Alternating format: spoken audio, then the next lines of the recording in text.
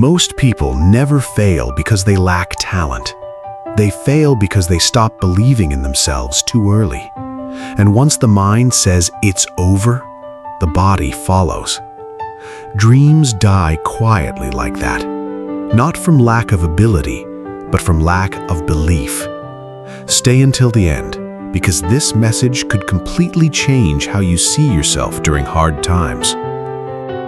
There's a dangerous moment right before people give up. It's the moment they stop believing they can still win.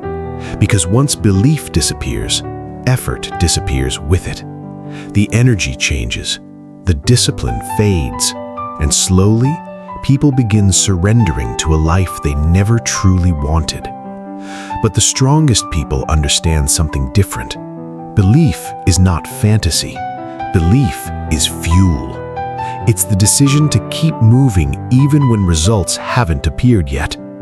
Because every successful person once looked foolish in the beginning. Every comeback once looked impossible. Every victory once started as uncertainty. This is why mindset matters so much. Because the mind will either build your future or destroy it before it even begins. This is a tribute to the people still trying, the people still hoping quietly, the people fighting battles nobody else can see.